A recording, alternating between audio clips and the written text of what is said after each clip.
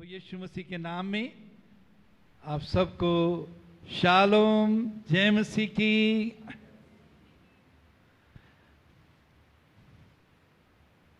आज हम प्रभु के वचन में से मसीह के लिए दुख या सताव, इस बात पर ध्यान करेंगे। मसीह के पीछे चलने के द्वारा इसमें कोई संदेह नहीं कि हमें पापों की क्षमा मिलती है, जीवन मिलता है, अनंत जीवन मिलता है, चंगाई मिलती है, आशीषें मिलती हैं, शांति आनंद मिलता है, परमेश्वर की हम निकटता में आ जाते हैं। लेकिन मेरे अजीजों, एक और भाग है, एक और हिस्सा है, वो है मसीह के कारण सताव, विश्वास के कारण सताव, सच्चाई पर बने रहने के कारण, सच्चाई में चलने के कारण सताव। ये सताव जो है, जो पंजाब में भी इन दिनों में आ रहा है और इंडिया में पहले ही कई सूबों में ये शुरू हो चुका था और कुछ देर से पंजाब में भी शुरू हुआ।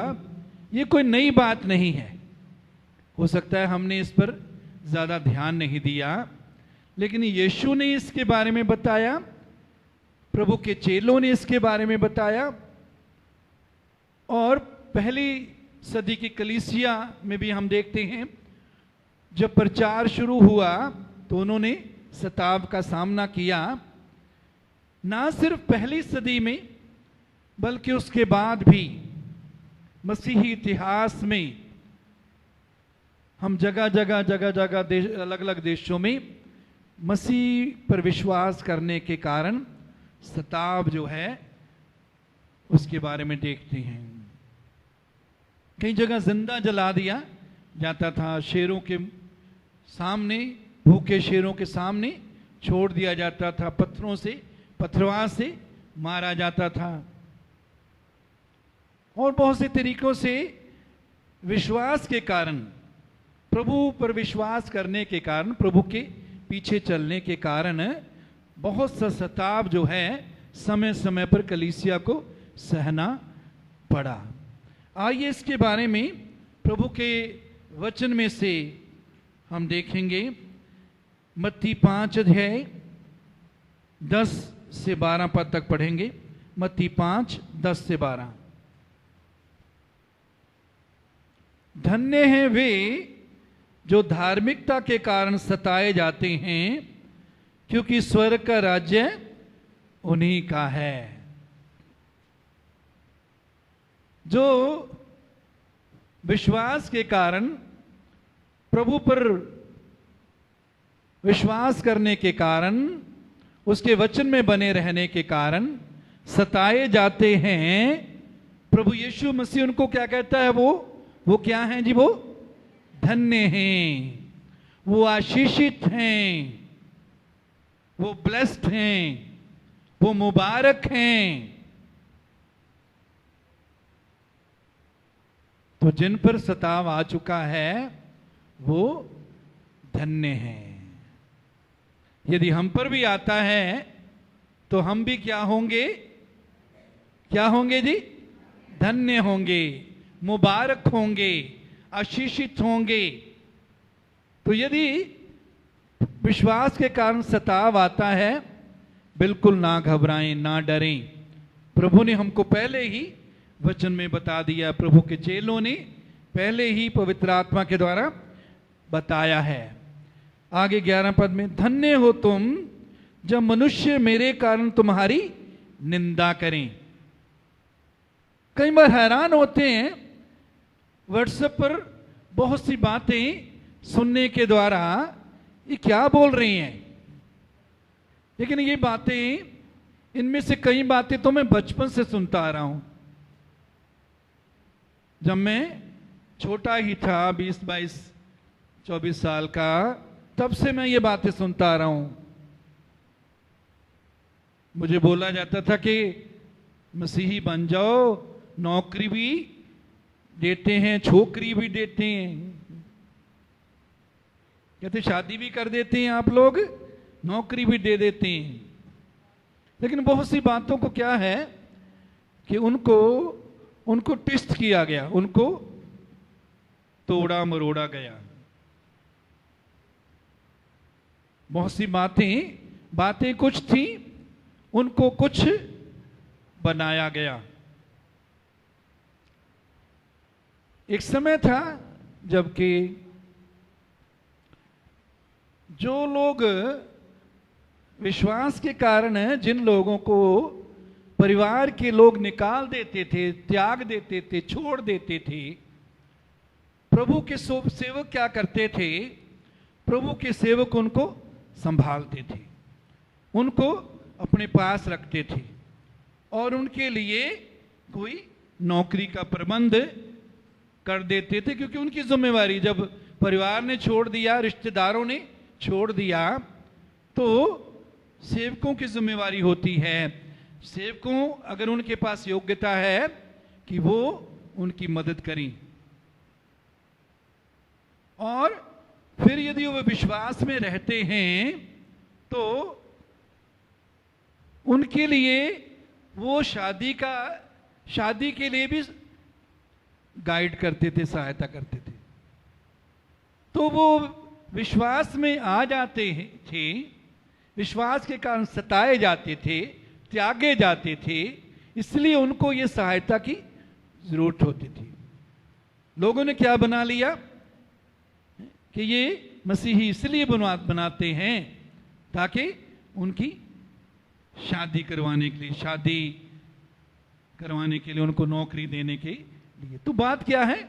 हर बात को लोग जो हैं अपनी इच्छा से या अपनी मर्जी के मुताबिक उसको मोड़ लेते हैं, तोड़ मरोड़ लेते हैं।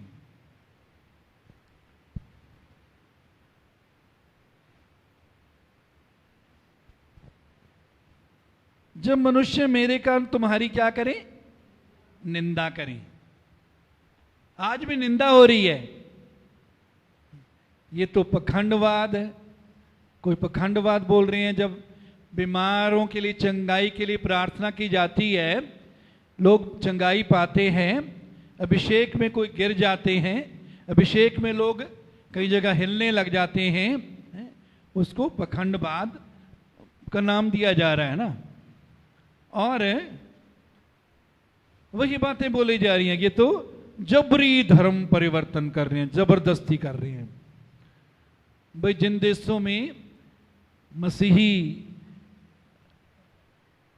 बहुसंख्यक हैं वहां तो वो कर नहीं रहे, यहां तो मसीही, पंजाब में तो हार्डली 1.5-2% हैं, तो यहां जबरदस्ती करेंगे ना। सिर्फ इंसान की बुद्धि जो है वो बुद्धि सही बुद्धि से सोचते नहीं, काम नहीं करते, तो बोल देते हैं कि जी ये जबरन धर्म परिवर्तन कर रही है ना। कोई घर में यदि कोई किसी का बर्थडे है, बर्थडे के लिए प्रार्थना के लिए परमेश्वर के दास को बुलाते हैं, दूसरे विश्वासियों को भी बुलाते हैं, उन पर इल्जाम लगा दिया जाता है कि ये तो जबरी धर्म परिवर्तन कर रही हैं। तो हैरान ना हो जब ये बातें हो रही हैं या कल को हमारे साथ भी हों। हो सकता है आपके आस पड़ोस के लोग, आपको जानने पहचाने वाले लोग भी ऐसी बातें आपके लिए बोलने लगे। तो प्रभु क्या कहता है? मेरे कारण तुम्हारी क्या करेंगे? निंदा करेंगे, सब तारीफ नहीं करेंगे। यीशु पर विश्वास करने के कारण सब खुश नहीं होंगे, बहुत से निंदा करेंगे, बुरी बातें बोलेंगे और सताएं। पहली बात प्रभु ने बोली निंदा करेंगे, दूसरी बात प्रभु ने मेरे कारण क्या करेंगे? सताएंगे। तीसरी बात झूठ बोल बोल कर तुम्हारे विरोध में सब प्रकार की बुरी बातें कहीं। कैसी बातें कहेंगे जी? झूठ बोल बोल कर बुरी बातें, झूठ बोल बोल कर बुरी बातें तुम्हारे विरोध में करेंगे। यदि आपके लिए ऐसा करने लग जाते हैं तो क्या रोने लग जाना है जी, या डर जाना है, या पीछे हट जाना है, बाइबल पढ़ना छोड़ देना है, प्रार्थना करना छोड़ देना, चर्च में आना छोड़ देना है? प्रभु क्या कहता है 12 पद में, तब आनंदित और मगन होना। क्या होना जी? आनंदित और मगन होना, प्रभु में मगन होना, प्रभु के आनंद में आनंदित होना, पवित्र आत्मा की शांति में बने रहना, पवित्र आत्मा के आनंद में आनंदित होना। क्यों? क्योंकि तुम्हारे लिए स्वर्ग में बड़ा फल है। तुम्हारे लिए स्वर्ग में क्या है जी? बड़ा फल है। जब तुम्हें सताया जाए, जब तुम्हारे विरोध में झूठी बातें बोली जाएं, तुम्हारी निंदा की जाए, तो आनंदित होना है, मगन होना है। क्यों? क्योंकि तुम्हारे लिए स्वर्ग में कितना फल है जी? बड़ा फल है। हो सकता है इस पृथ्वी पर लोग हमारा साथ छोड़ दें, हमारे साथ खड़े होना, हमारी सहायता करना छोड़ दें,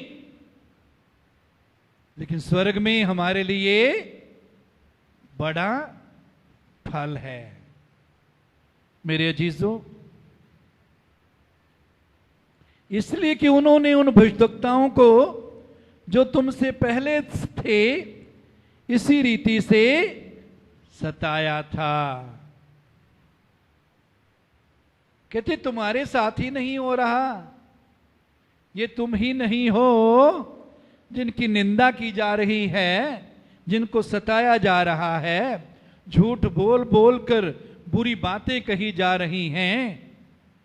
उन्होंने मतलब संसार के लोगों ने, जो प्रभु से दूर हैं, जो परमेश्वर को नहीं जानते, उन्होंने उन भविष्यवक्ताओं को जो तुमसे पहले थे इसी रीति से सताया था।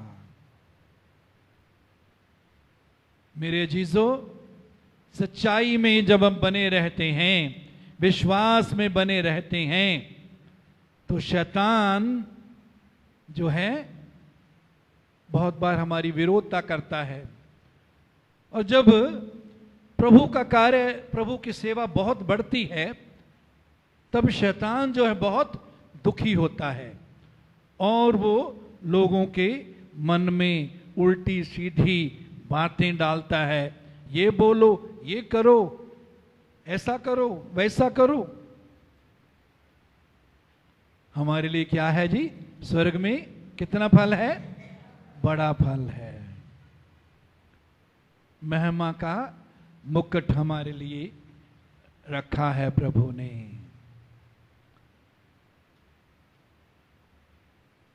जितना हम दुख उठाएंगे यहां, उसके अनुसार प्रतिफल भी प्रभु हमें देगा। उसके अनुसार हम उसके राज्य में हमें अधिकार मिलेगा। बहुत सी बातें हैं जो इससे जुड़ी हुई हैं। मेरे अजीजों, उसके बाद पहला पत्रस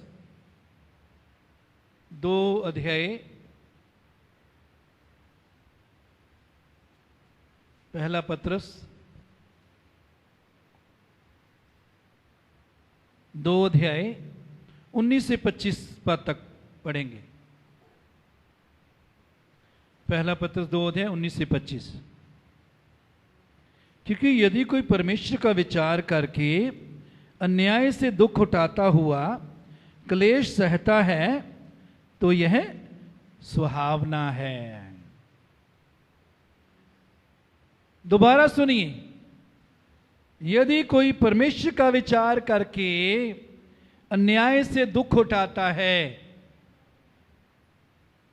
यदि मसीह पर विश्वास करने के कारण हमारे साथ अन्याय होता है, अन्याय के कारण हमें दुख उठाना पड़ता है, तो प्रभु का वचन क्या कहता है, सेवक क्या कहता है, दुख उठाता हुआ क्लेश सहता है तो यह सुहावना है। क्या है जी ये? सभी बोलो, क्या है ये? क्या है ये? मसीह के कारण दुख उठाना, क्लेश सहना क्या है? सुहावना। सुहावना मतलब सुंदर है, खूबसूरत बात है, अच्छी बात है, सुहावना है।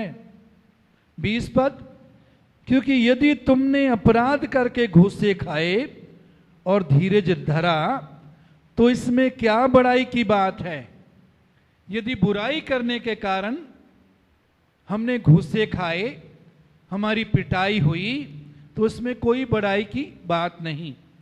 पर यदि भला काम करके दुख उठाते हो और धीरज धरते हो तो ये परमेश्वर को भाता है। यदि भला काम करके दुख उठाते हो और धीरज धरते हो तो ये परमेश्वर को भाता है, परमेश्वर को अच्छा लगता है, परमेश्वर प्रसन्न होता है।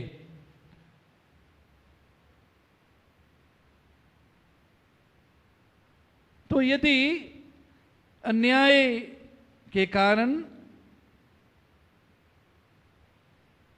विश्वास के कारण हमें दुख उठाना पड़ता है और धीरज धरते हैं तो ये परमेश्वर को पसंद है। परमेश्वर को जो पसंद है, जब हम वो कार्य करते हैं, परमेश्वर की आशीषें हम पर आती हैं, परमेश्वर के अनुग्रह में हम बढ़ते हैं।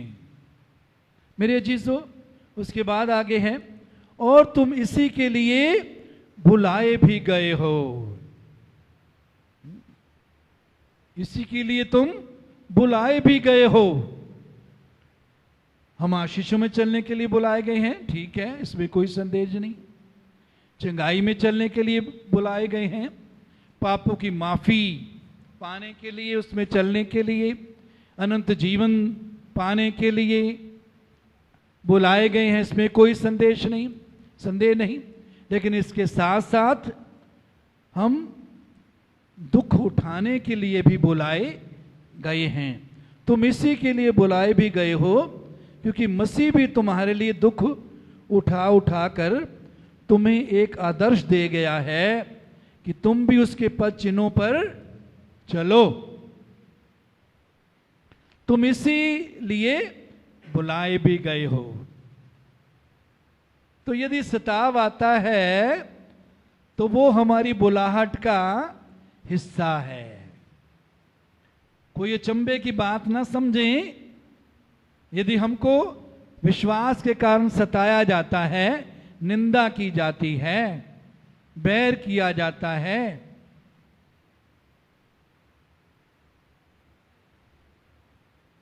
तो इसके लिए हम बुलाए गए हैं। और यीशु मसीह के बारे में लिखा है कि यीशु मसीह भी तुम्हारे लिए दुख उठाकर तुम्हें एक आदर्श दे गया। यीशु ने एक नमूना दिया है। यीशु ने दुख उठाया या नहीं? बोलिए जी। हैं जी?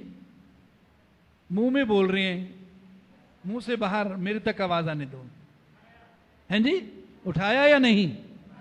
मसीह ने दुख उठाया। तो वचन लिखा है कि यीशु ने दुख उठाकर नमूना दिया, हमको नमूना दिया कि हम उसके पद चिन्हों पर चले। मतलब क्या है कि हम उसके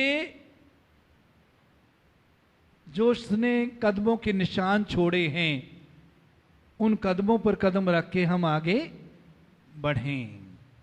दूसरे शब्दों में, ताकि हम भी उसके लिए दुख उठाएं।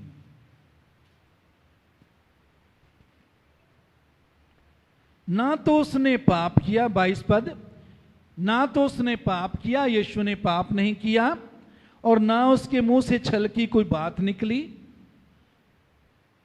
हम भी कई बार कहते हैं जी मैंने तो कुछ बोला ही नहीं है, मैंने तो कोई पाप को गलती की नहीं, मेरे साथ क्यों ऐसा ये कर रहे हैं। तो यीशु के बारे में भी लिखे ना उसने पाप किया, ना उसके मुंह से छल की कोई बात निकली। 23 पद, वह गाली सुनकर गाली नहीं देता था। यीशु गाली सुन के गाली नहीं देता था। यदि कोई हमें भी गाली निकालता है तो गाली सुन के हमने भी गाली नहीं देनी। और दुख उठाकर किसी को भी धमकी नहीं देता था। यीशु दुख उठाकर क्या नहीं देता था जी? धमकी नहीं देता था।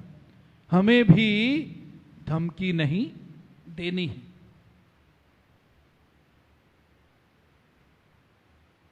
पर अपने आप को सच्चे न्याय के हाथ में सौंपता था।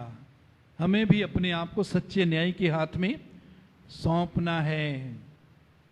वो देखता है, सब कुछ देखता है, वो सुनता है। वह आप ही हमारे पापों को अपनी देह पर लिए हुए क्रूस पर चढ़ गया, जिससे हम पापों के लिए मरकर धार्मिकता के लिए जीवन बिताएं। यीशु ने दुख उठाने के द्वारा हमारे पापों को अपने ऊपर ले लिया ताकि हम धार्मिकता के लिए जीवन बिताएं। तो हमें धर्मी जीवन देने के लिए, हमें धर्मी बनाने के लिए, धर्मी जीवन में जिंदगी गुजारने की योग्यता अनुग्रह देने के लिए यीशु ने दुख सहे।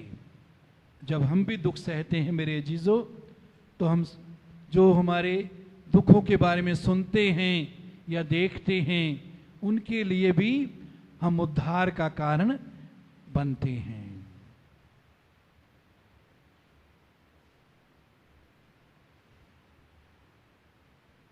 उसी के मार खाने से तुम चंगे हुए। उसने मार इसलिए खाई ताकि हम चंगाई पाएं। हमें भी यदि मार पड़ती है, हमारे मार खाने के द्वारा दूसरों को प्रभु चंगाई दे सकता है। वो प्रभु को जानेंगे। ये इन्होंने कोई गलती नहीं की, इन्होंने कोई पाप नहीं किया, फिर भी ये दुख सह रहे हैं, दुख के बदले धमकी नहीं दे रहे, फिर भी आनंदित हैं, खुश हैं।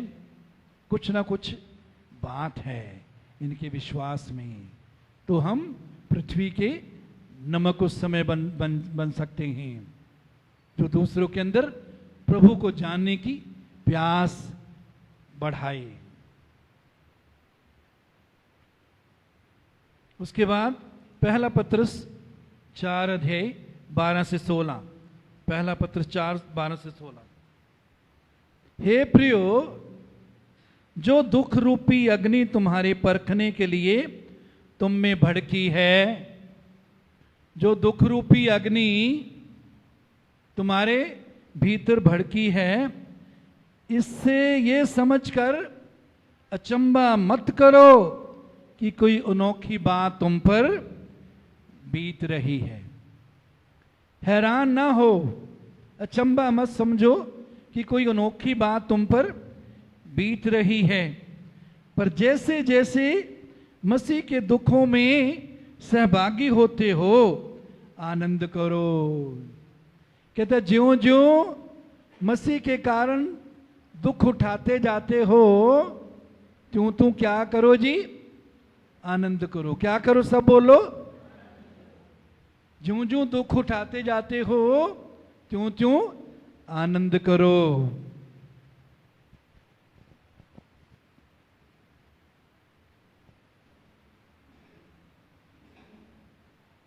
जिससे उसकी महिमा के प्रकट होते समय भी तुम आनंदित और मगन हो।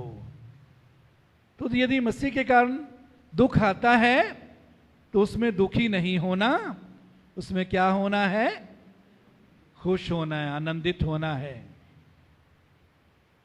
आगे 14 पद, फिर यदि मसीह के कारण तुम्हारे लिए, मसीह के नाम के लिए तुम्हारी निंदा की जाती है तो तुम धन्य हो। पहले यीशु ने भी कहा तुम धन्य हो, और प्रभु का दास पतरस भी कह रहा है, उसी बात को दोहरा रहा है कि मसीह के कारण यदि तुम्हें दुख उठाना पड़ता है तो तुम क्या हो? धन्य हो। तुम क्या हो जी? धन्य हो, क्योंकि महिमा का आत्मा जो परमेश्वर का आत्मा है तुम पर छाया करता है। 15 पद में, तुम में से कोई व्यक्ति हत्यारा या चोर या कुकर्मी होने या पराये काम में हाथ डालने के कारण दुख ना पाए। कई बार बहुत से विश्वासी ये जो बातें यहां लिखी गई हैं इनके कारण भी दुख उठाते हैं। वो बातें क्या हैं? तुम में से कोई व्यक्ति हत्यारा या चोर या कुकर्मी, कुकर्मी बुरे काम करने वाले, या पराये काम में दखल देने के कारण, डालने के कारण दुख ना उठाए। पर यदि मसीही होने के कारण दुख उठाते हो तो लज्जित ना हो। यदि मसीही होने के कारण दुख उठाते हो तो शर्मिंदा ना हो, शर्म ना करो। ये क्या बोल रहा है मेरे खिलाफ? ये बुरी बुरी बातें बोल रहा है, ये बुरी बुरी बातें मेरे खिलाफ कर रहा है, बुरी बुरी योजनाएं मेरे खिलाफ बना रहा है। कहते तो लज्जित ना हो, पर यदि इस बात के लिए परमेश्वर की महिमा करो। क्या करो जी? परमेश्वर की महिमा करो। ये लोग यदि हमें दुख देते, हमें दुख सहना पड़ता है विश्वास के कारण, तो हम जो हैं परमेश्वर की क्या करें? महिमा करें। परमेश्वर की क्या करें जी? हम महिमा करें, परमेश्वर की महिमा करें।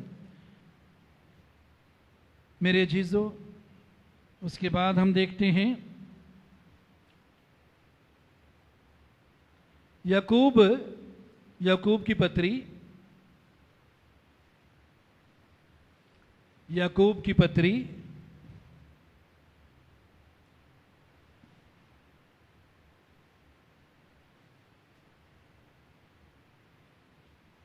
1 अध्याय 2 पद से।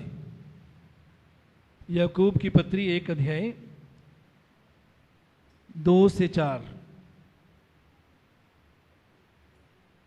हे मेरे भाइयों, इसका मतलब ये नहीं कि बहनें इसमें नहीं है ना, बहनें भी हैं। हे मेरे भाइयों और बहनों, जब तुम नाना प्रकार की परीक्षाओं में पढ़ो तो इसको पूरे आनंद की बात समझो।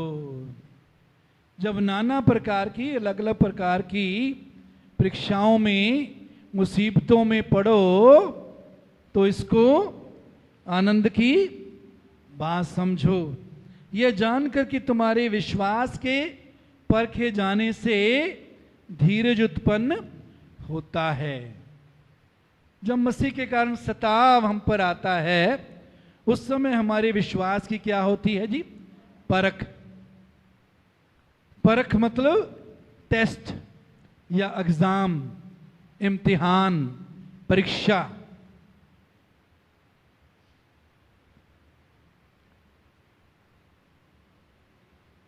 परीक्षा जब आती है, माँ बाप की इच्छा क्या होती है कि बच्चे परीक्षा में क्या हो? पास हो। टीचर्स की भी यही इच्छा होती है, जब परीक्षा आती है, एग्जाम आता है तो वो पास हो। लेकिन परीक्षा मुश्किल होती है। परीक्षा क्या होती है? मुश्किल होती है। लेकिन मेरे चीजों, परीक्षा में जो है हम, वो हमारे विश्वास की परख है। और जब परख में, परीक्षा में हम पास हो जाते हैं तो हमारी क्या हो जाती है? तरक्की। क्या हो जाती है जी? अगली क्लास में हम चढ़ जाते हैं, विश्वास के अगले स्तर में हम बढ़ जाते हैं, उसमें चले जाते हैं। तो सताव के द्वारा भी हमारी परीक्षा होती है। और जब वैसे रोजाना जीवन में मुश्किलें, परेशानी आती हैं, तब भी हमारी परीक्षा होती है। मेरे अजीजों, उसके बाद यहां लिखा कि परखे जाने से धीरज उत्पन्न होता है। बहुत जरूरी है कि विश्वास के साथ साथ साथ धीरज भी हमारे अंदर हो। परमेश्वर की प्रतिज्ञाओं के बारे में लिखा है इब्रानियों की पत्री में कि उन्होंने विश्वास और धीरज के द्वारा परमेश्वर की प्रतिज्ञाओं को पाया। उन्होंने विश्वास और धीरज के द्वारा परमेश्वर की प्रतिज्ञाओं को प्राप्त किया। हम कई बार विश्वास रखते हैं लेकिन धीरज खो देते हैं। विश्वास और धीरज दो पहिए हैं। साइकिल के दो पहिए होते हैं, स्कूटर के, मोटरसाइकिल के दो पहिए होते हैं। एक पहिया निकल जाए, साइकिल चलेगा जी? हैं जी? स्कूटर चलेगा? मोटरसाइकिल चलेगा? तो विश्वास के साथ साथ धीरज भी जरूरी है। तो कहते हैं विश्वास के परखे जाने से धीरज उत्पन्न होगा। पर धीरज को अपना पूरा काम करने दो।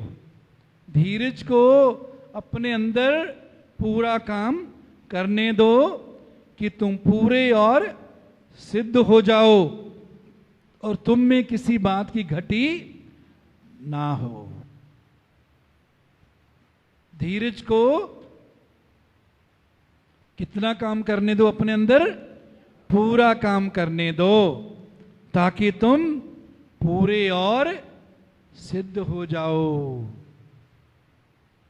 ताकि तुम मसीह के स्वरूप में बढ़ते जाओ, विश्वास में बढ़ते जाओ, आत्मिक जीवन में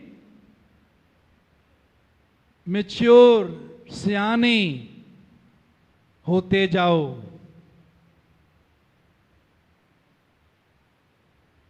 तो जब परीक्षा आती है उसमें यदि हम स्थिर रहते हैं तो हम पूरे और सिद्ध होते हैं।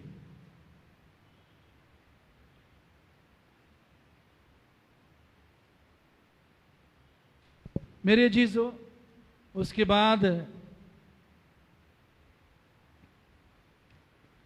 लूका 21 अध्याय 16 से 19, 21, 16 से 19, यहां प्रभु कहते हैं तुम्हारे माता पिता और भाई और कुटुंब और मित्र भी तुम्हें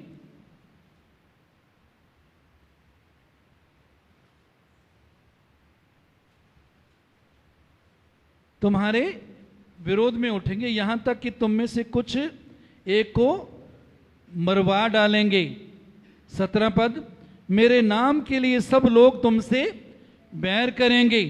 18 पद, परंतु तुम्हारे सिर का एक बाल भी बांका ना होगा। 19 पद, अपने धीरज से तुम अपने प्राण को बचाए रखोगे। यीशु ने कहा तुम्हारे माता पिता, बहन भाई भी, पति पत्नी भी, ये सब कुटुंब, कुटुंब का मतलब परिवार, परिवार के लोगों में आ जाते हैं, और मित्र भी तुम्हें पकड़वाएंगे, यहां तक कि तुम में से कुछ एक को मरवा डालेंगे। मेरे नाम के लिए सब लोग तुमसे बैर करेंगे, परंतु तुम्हारे लिए तुम्हारे सिर का एक बाल भी बांका ना होगा। प्रभु कहता है उसकी इच्छा के बिना हमारे एक सिर का बाल भी बांका नहीं होगा। प्रभु की यदि इच्छा है कि हम प्रभु के नाम में विश्वास के कारण शहीद हों, तो ही जो है कोई विरोधी हमारे शरीर पर ऐसा हमला कर सकता है जिससे हमारी शारीरिक मौत हो। अदरवाइज प्रभु कहता है कि तुम्हारे सिर का एक बाल भी बांका नहीं होगा। अपने धीरज से तुम अपने प्राण को बचाए रखोगे। मेरे जीजो, प्रभु का दास पौलुस क्या कहता है? जीना मेरे लिए मसीह, मरना, जीना मसीह और मरना लाभ। तो यदि मसीह के लिए मौत आती है तो हमारे लिए वो क्या है, नुकसान या लाभ है जी? लाभ। हाय मेरे बच्चों का क्या होगा? प्रभु उनका पालन पोषण करेगा, प्रभु उनके लिए खड़े कर देगा। हाय मेरे काम का, मेरी सेवा का क्या होगा? प्रभु उसके लिए भी खड़े कर देगा। मेरे अजीजों, विश्वासियों के लिए जरूरी है कि वो अनंत जीवन को देखकर, जो जीवन, अनंत जीवन हमारे अंदर प्रभु ने डाल दिया है, शुरू तो हो चुका है, जो जीवन मरने के बाद भी खत्म नहीं होगा, जो मरने के बाद भी बना रहेगा और अनंत काल तक बना रहेगा, उन बातों को ध्यान में रख के प्रभु हमारे जीवन में कई काम और घटनाएं होने देता है। और हमें भी उन बातों को देखकर विश्वास में बने रहना है। इसी बात को कुलुस्सियों में पौलुस कहता है, पृथ्वी पर की नहीं स्वर्गीय वस्तुओं पर ध्यान लगाओ। पृथ्वी के, जमीन की नहीं, स्वर्गीय चीजों पर ध्यान लगाएंगे। पहले तुम उसके राज्य और धर्म की खोज करो तो ये सब वस्तुएं तुमको दे दी जाएंगी। हमारी समस्या है विश्वास में आने के बाद भी हम जिन चीजों के बारे में प्रभु कहते हैं तुम्हें दे दी जाएंगी, उन्हीं पर ध्यान लगाए रखते हैं। स्वर्गीय वस्तुओं पर ध्यान लगाओ जहां मसीह वर्तमान है। स्वर्गीय वस्तुएं सदा काल के लिए हैं। पृथ्वी और उसके काम क्या हो जाएंगे? जल जाएंगे। पृथ्वी और उसके काम जल जाएंगे। दुनिया में जितने भी एटम बम और अलग अलग तरह के बम तैयार किए हुए हैं, वो उस टाइम सभी इस्तेमाल होने वाले हैं,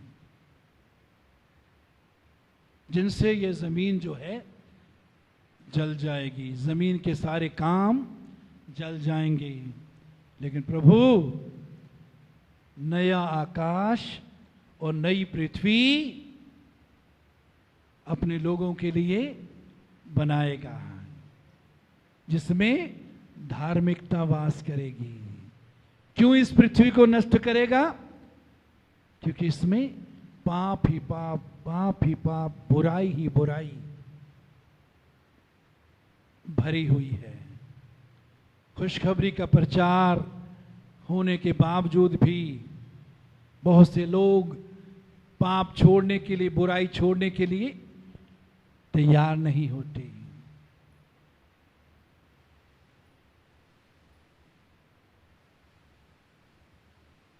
इसलिए ये जमीन और इसके काम जल जाएंगे।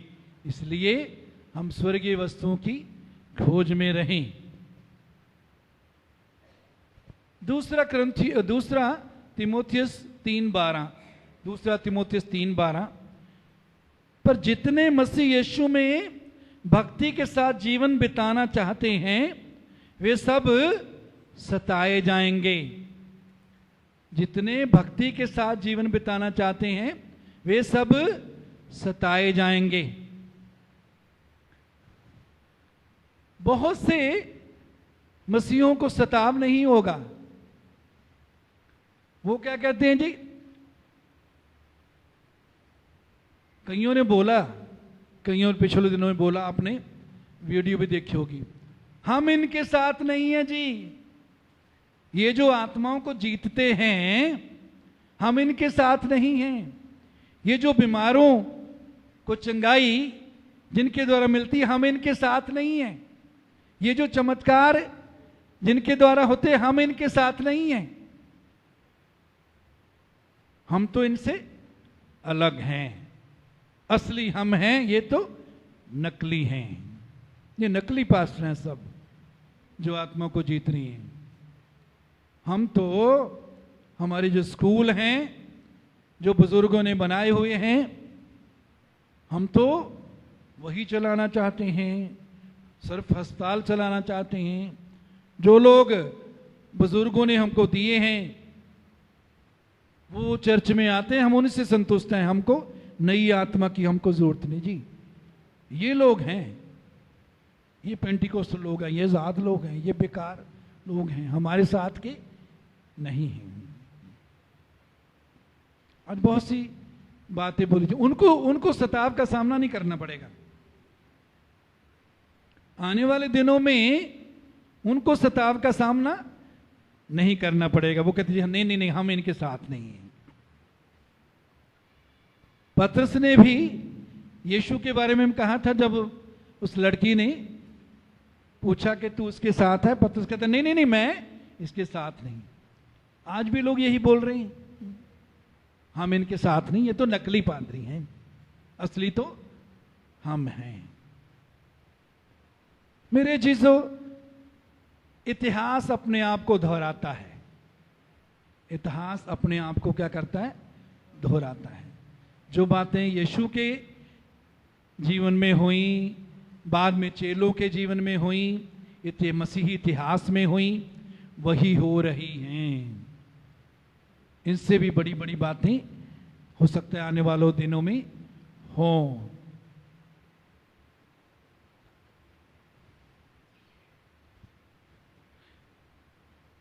तो अब सवाल है कि आप भक्ति के साथ जीवन गुजारना चाहते हैं या सिर्फ नाम के मसीही रहना चाहते हैं? यदि भक्ति के साथ जीवन गुजारना चाहते हैं तो सताए जाएंगे। सताव के लिए खुले रहें, तैयार रहें। यदि आता है ना घबराएं। यदि सताव आता है आनंदित हों। परमेश्वर को ये भाता है, ये सुहावना है। जिंदा वचन है, जिंदा वचन कहता है ये सुहावना है। मेरे चीजों,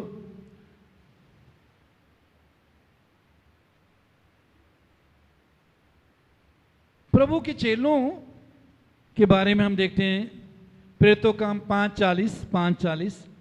तब उन्होंने उसकी बात मान ली और प्रेरितों को बुलाकर सिखाया और ये आदेश देकर छोड़ दिया कि यीशु के नाम से फिर कोई बात ना करना। चेलों को धमकाया और बोला कि यीशु के नाम से बात नहीं करनी। उन्होंने क्या कहा? परमेश्वर ने वो इस बात से आनंदित होकर महासभा के सामने से चले गए। चेलों को धमकाया गया। इस धमकी के कारण वो क्या हुए जी? डर गए, गुस्से हो गए, बुड़बुड़ाए, क्या हुए? आनंदित हुए, खुश हुए। यदि आपको कोई धमकाता है कि चर्च जाना छोड़ दे, प्रभु पर विश्वास करना छोड़ दे, तो आपको क्या होना है? डर जाना है जी, गुस्से होना है, बुड़बुड़ाना है, कुड़कुड़ाना है। क्या होना है जी? आनंदित। क्या होना है? क्या होना है? आनंदित, खुश होना है। यीशु ने भी कहा, चेलों ने भी ऐसा किया। महासभा के सामने से चले गए कि हम उसके नाम के लिए अपमानित होने के योग्य तो ठहरे। मेरे चीजों, 2 कुरिन्थियों 1 अध्याय 3 से 7 पद यहां लिखा है, हमारे प्रभु यीशु मसीह के परमेश्वर और पिता का धन्यवाद हो, जो दया का पिता और सब प्रकार की शांति का परमेश्वर है। वो हमारे सब क्लेशों में शांति देता है। कितने भी क्लेश आ जाएं, वो शांति देना चाहता है और चाहता है कि उसकी शांति में हम बने रहें। यही कारण है, प्रेरितों के काम 8:5 में हम देखते हैं कि जो विश्वासी सताव के कारण तितर बितर हो गए, वो जहां भी गए उन्होंने क्या किया? क्या किया? खुशखबरी का प्रचार किया, सुसमाचार का प्रचार किया, क्योंकि उनके अंदर प्रभु की शांति, प्रभु का अनुग्रह और प्रभु का आनंद भरा हुआ था। विश्वास से वो भरे हुए थे, वचन से वो, आत्मा से वो भरे हुए थे। इसलिए सताव में भी वो सुसमाचार का प्रचार करते रहे। मेरे जीजो, हम भी सताव में प्रभु के वचन का प्रचार करते रहें। यदि सताव आता है, वो हमारे सब क्लेशों में शांति देता है, ताकि हम उस शांति के कारण जो परमेश्वर हमें देता है, उन्हें भी शांति दे सकें जो किसी प्रकार के क्लेश में हैं। इसलिए प्रभु हमें क्लेश में शांति देता है, ताकि हम वो शांति दूसरों के साथ बांट सकें। जिन पर क्लेश आता है, जिन पर दुख आता है, उनके साथ हम शांति बांट सकें। क्योंकि जैसे मसीह के दुखों में हम अधिक सहभागी होते हैं, वैसे ही हम शांति में भी मसीह के द्वारा अधिक सहभागी होते हैं। सो कहता, यदि ज्यादा दुख आते हैं तो ज्यादा शांति भी हमें मिलती है।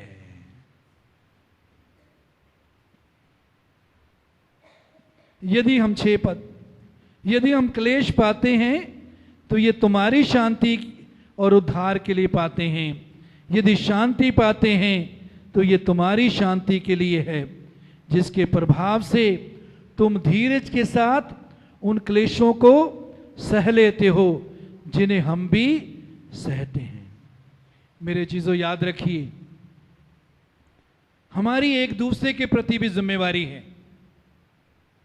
जब हम क्लेश में, दुख में, विश्वास में कायम रहते हैं, शांति में बने रहते हैं, तो हम दूसरों के लिए जो क्लेश सहते हैं, उनके लिए भी शांति का कारण बनते हैं, ताकि उनके साथ वो शांति जो प्रभु ने हमें दी है, हम उनके साथ बांट सकें। हमारी जिम्मेवारी दूसरों पर भी है। एक दूसरे के प्रति हमारी जिम्मेवारी है। यदि हम डामाडोल हो जाएंगे, हम पीछे हट जाएंगे विश्वास में, जो हमसे कमजोर हैं वो भी विश्वास में पीछे हट जाएंगे। इसलिए क्लेश में जो शांति प्रभु देता है, उसका उद्देश्य क्या है? वो शांति हम दूसरों के साथ बांटें, जिसके प्रभाव से तुम धीरज के साथ उन क्लेशों को सह लेते हो जिन्हें हम भी सहते हैं। हमारी आशा तुम्हारे विषय में दृढ़ है, क्योंकि हम जानते हैं कि तुम जैसे हमारे दुखों में वैसे ही शांति में भी सहभागी हो।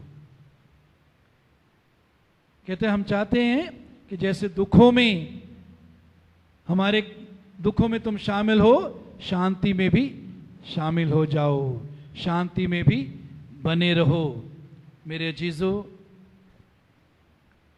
जब ऐसे हालात होते हैं तो हमारे अंदर एक चीज जो आती है वो है डर। मेरे साथ ना ये हो जाए जो अमृतसर में हो रहा है, हमारे चर्च में ना हो जाए, हमारे परिवार में ना हो जाए, मेरे साथ ना हो जाए। मेरे जीजो, दूसरा तिमोथी 1:7 परमेश्वर ने हमें भय का आत्मा नहीं दिया, परंतु सामर्थ, प्रेम और संयम का आत्मा दिया है। भय को अपने ऊपर हावी ना होने दें। ये वचन क्या कहता है? परमेश्वर ने हमको भय का आत्मा नहीं दिया। भय यदि आता है, भय का अंगीकार ना करें, भय को अपने ऊपर हावी ना होने दें। भय आ सकता है, बातें सुनने के द्वारा, हालात देखने के द्वारा भय हमारे मन में आ सकता है। यही वो समय है, वचन में जो कहता है याकूब 3:7 में, परमेश्वर के अधीन हो जाओ, शैतान का सामना करो, वो तुम्हारे पास से भाग जाएगा। यदि परमेश्वर भय नहीं देता, परमेश्वर भय का आत्मा नहीं देता, तो इसका मतलब ये है, कौन भय का आत्मा डालना चाहता है? शैतान। यीशु मसीह क्या कहते हैं? इस संसार का सरदार आता है और मुझ में उसका कुछ नहीं, और हमें भी शैतान का कुछ भी नहीं रखना है। डर को अपने अंदर हावी होने नहीं देना है,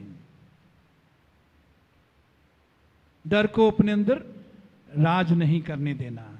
डर के वश में होकर कुछ ना बोलें,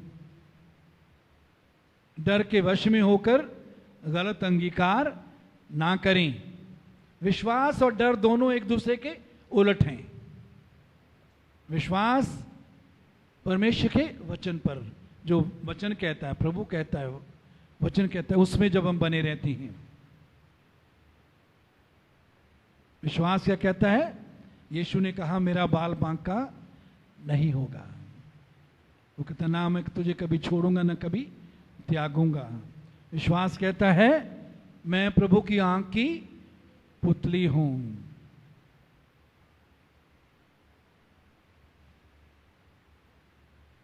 विश्वास कहता है जीना मेरे लिए मसीह, मरना लाभ। यदि मुझ पर मौत आ जाएगी तो भी मेरे लिए क्या होगा? वो लाभ होगा।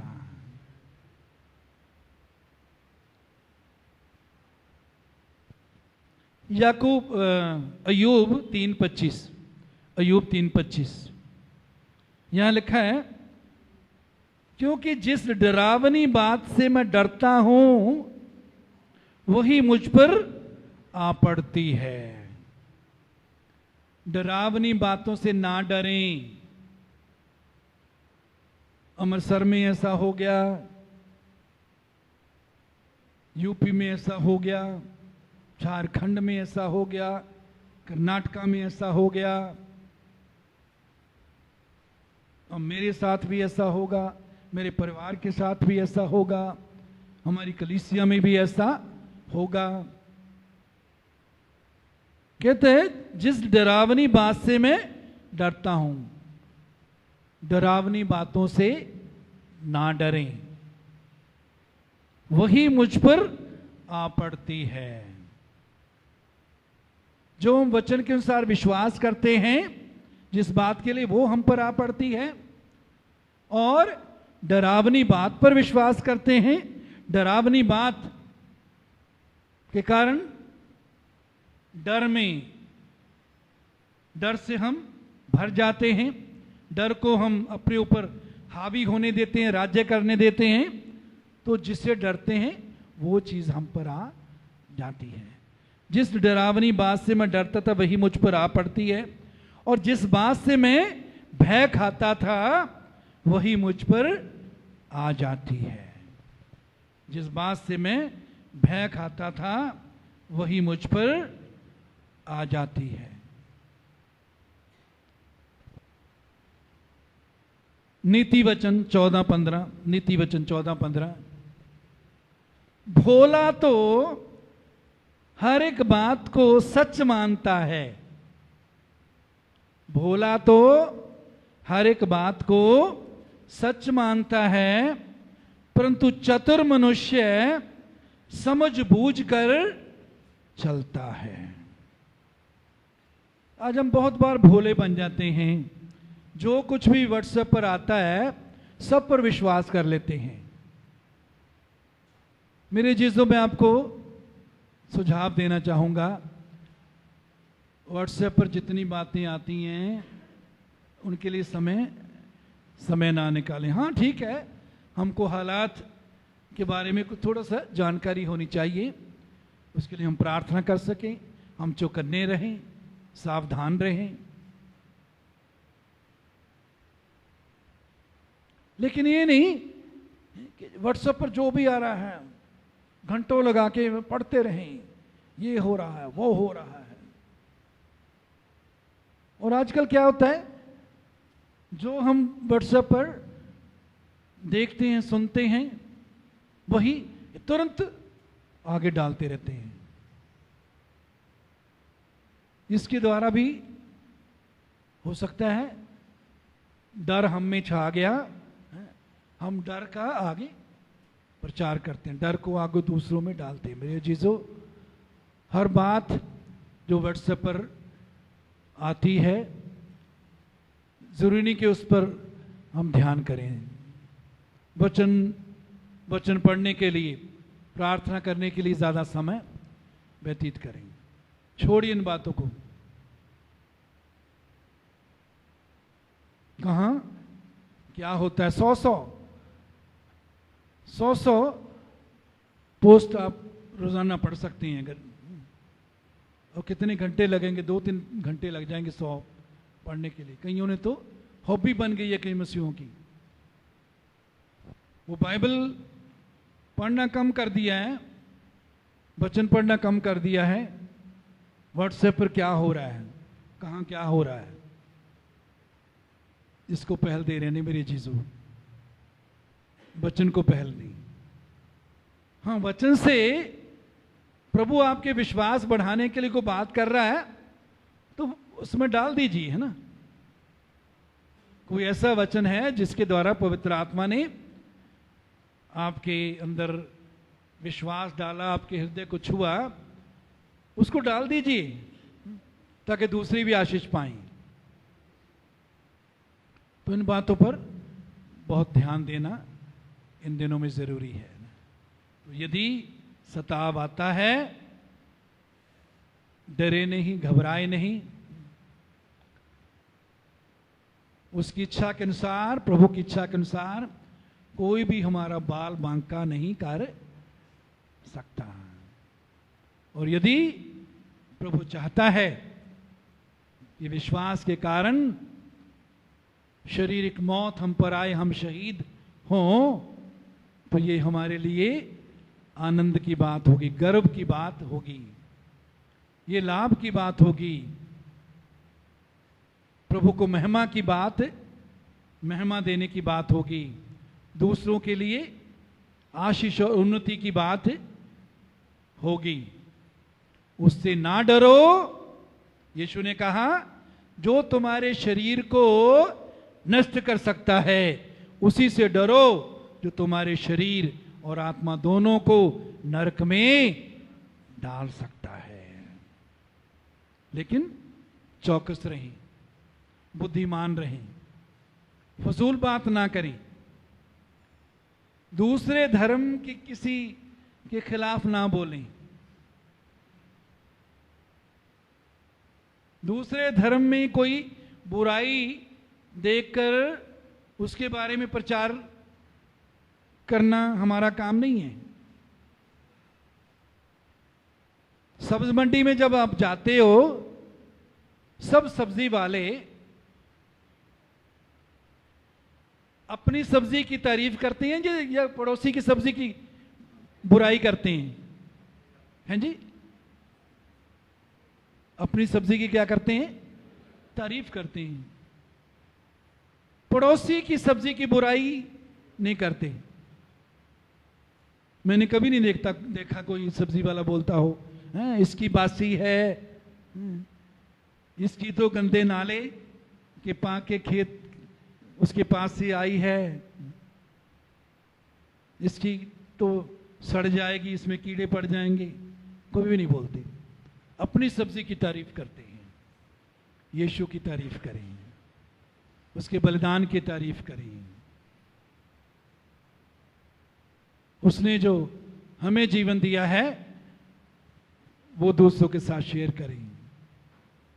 प्रभु के प्रेम का प्रचार करें, बलिदान का प्रचार करें, और उससे बढ़कर हमारे जीवनों से दिखाएं, हमारे जीवनों से दूसरों को दिखने पाए कि यीशु ने इनके जीवनों को बदला हुआ है। कितना भी इनको गाली निकालते रहे, ये गुस्सा ही नहीं होते, फिर भी खुश होते हैं। कैसे लोग हैं? जरूर कुछ ना कुछ इनमें है जो हमें भी खोजना चाहिए, तो हम पृथ्वी के नमक बन जाएंगे, जगत की ज्योति बन जाएंगे। लोग हमारे व्यवहार के द्वारा, जीवन के द्वारा प्रभु को जानने पाएंगे। और यदि वो निंदा जब हम हमारी करते हैं और हम कहें मैं कौन सा कम हूं, अब दोबारा बोल के देख, मैं बाइबल को एक तरफ रख के आऊंगा। कई सेवक मैंने बोलते देखा है, मैं बाइबल को एक साइड में रख दूंगा। इसका मतलब फिर मैं जो मर्जी बोलूं। नहीं मेरे अजीजों, बाइबल को अपने अंदर रखना। तेरे वचन को मैंने अपने हृदय में रख छोड़ा है ताकि तेरे विरोध में पाप ना करूं। आइए प्रार्थना करें।